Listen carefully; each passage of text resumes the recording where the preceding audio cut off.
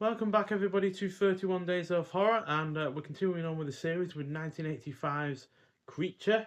So, this is directed by William Malone, who went on to do the 1999 version of House on Haunted Hill, which unfortunately is nowhere near as good as the original with Vincent Price.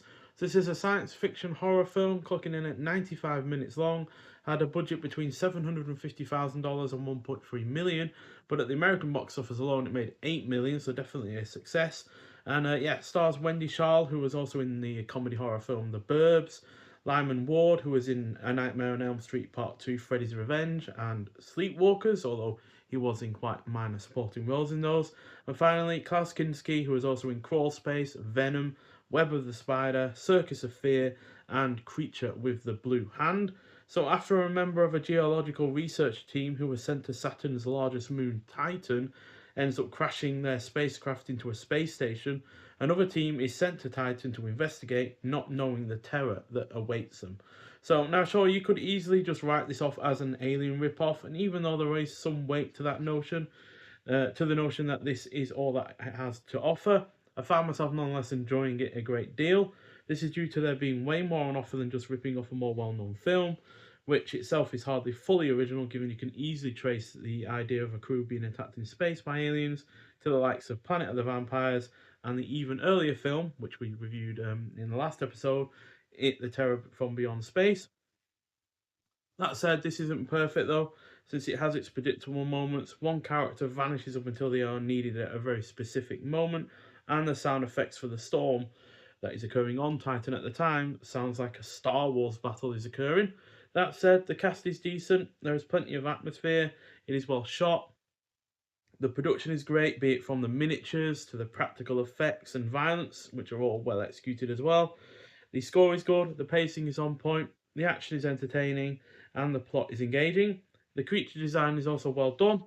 There is an excellent headshot in this, easily one of the best headshots from the 80s, and it's probably not quite as classic as, say, Scanners, but it's up there with some of the best as far as I'm concerned. And the possession angle does at least help set itself apart from Aliens to some degree. So yeah, overall, a really, really good effort. It's a 4 out of 5 from me. Really enjoy this. Enjoyed it so much that when I first watched it on a streaming service, I ended up buying this as soon as I could find it. So yeah, and I just had to review it as well as a result. So yeah, really, really good, enjoyable. I love the artwork that we've got going on the reverse and on the front with the tagline there. It's been sleeping peacefully on a moon for Saturn for 2,000 years until now. So yeah, pretty cool tagline. And then we got the alternative, well, the original artwork, should I say? And then we have the disc with the artwork continuing on there. And then we have reversible sleeve artwork, which I'm not as much of a fan of. Which, yeah, does looks a little bit cheap, to be honest. I mean, it is conveying a part of the film, but it just doesn't look all that great, to be honest, unfortunately. And yeah, we've had a newly scanned and restored version of the film in 4K from its original 35mm original camera negative, and yeah, looks really, really great, to be honest, in terms of the 4K quality. Well, the 4K restoration certainly looks better than the streaming version I saw. Got an alternate future length Titan Fine director's cut. And then we've got Finding Titan, the making of Creature, an extended making of documentary featuring special effects artist Doug Begswick, alongside actors Stan Iver, Lyman Ward, Diane Salinger, and Mary Lauren.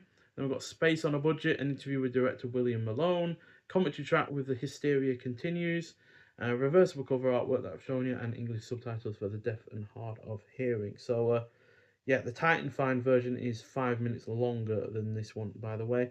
Although that is not restored in 4K like the theatrical version, it is restored only in 2K. I didn't know about that actually being on this disc, so I didn't realise that there was a slightly longer version, so I'll probably get around to that at some point in the future. But since I've already watched this film now twice this month, I won't be quite rushing to see it again. But yeah, we'll definitely try out the slightly longer director's cut on a future rewatch. So yeah, like I said, overall a really, really solid release in terms of the physical extras. But it's the film itself that where this excels, and that's really the main selling point of buying a film at the end of the day, is the film itself. And the film, yeah, is really, really solid. Far better than its reputation as just being an alien rip-off would ever give you, lead you to believe, quite frankly. So, yeah, get out there and see it if you haven't already. But if you have, I'd like to hear your thoughts on it. But nonetheless, thank you for watching, and I'll see you in the next one. Bye.